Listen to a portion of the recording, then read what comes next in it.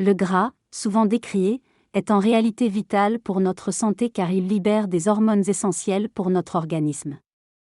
L'obésité est devenue une épidémie mondiale, mais les sumotori, malgré leur poids important, restent en bonne santé grâce à leur métabolisme adapté. Les cellules graisseuses ne sont pas simplement des réserves, mais des cellules intelligentes capables de communiquer avec le cerveau.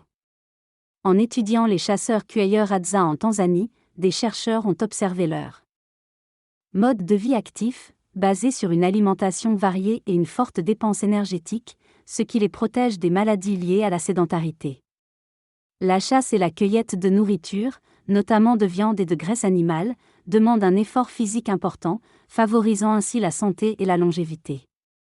L'être humain accumule du gras comme réserve d'énergie, un carburant vital stocké dans les cellules adipeuses. Notre organisme transforme la nourriture en deux sources énergétiques principales, le glucose et le gras. En cas de besoin, comme lors d'une longue période de jeûne, notre corps brûle le gras pour produire plus de calories que le glucose. Cette capacité à stocker le gras a été fondamentale dans l'évolution humaine, permettant de développer des activités complexes et des civilisations sophistiquées.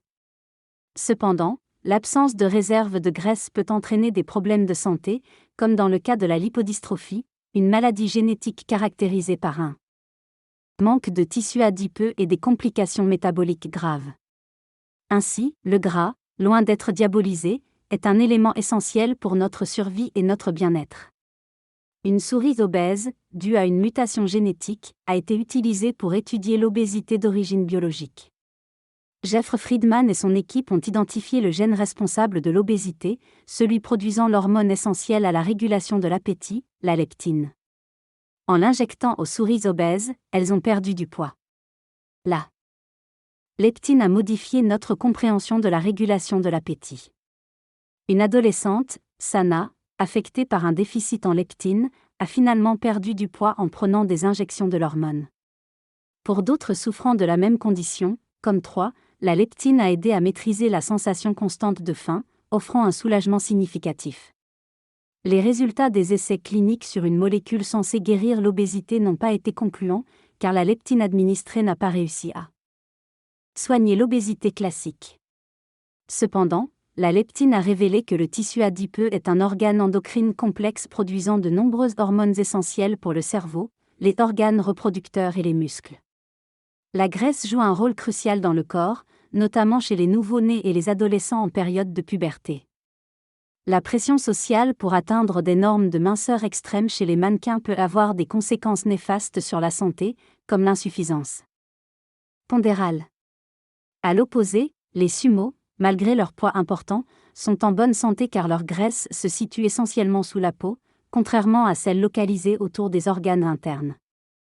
L'exercice physique favorise la production d'adiponectine, une hormone nécessaire pour stocker la graisse de manière sécurisée.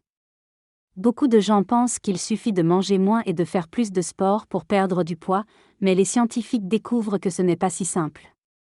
Notre corps cherche naturellement à maintenir un poids d'équilibre, et si on essaie de descendre en dessous de ce poids, notre organisme résiste fortement pour empêcher la perte de poids. Une émission de télé-réalité nommée Le Grand Perdant met en lumière les difficultés de perdre du poids de façon durable.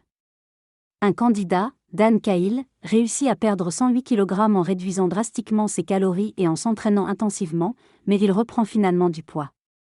Des études montrent que la plupart des personnes ayant suivi des régimes reprennent les kilos perdus voire plus, en raison de réactions biologiques telles que la baisse du métabolisme et l'augmentation de l'appétit.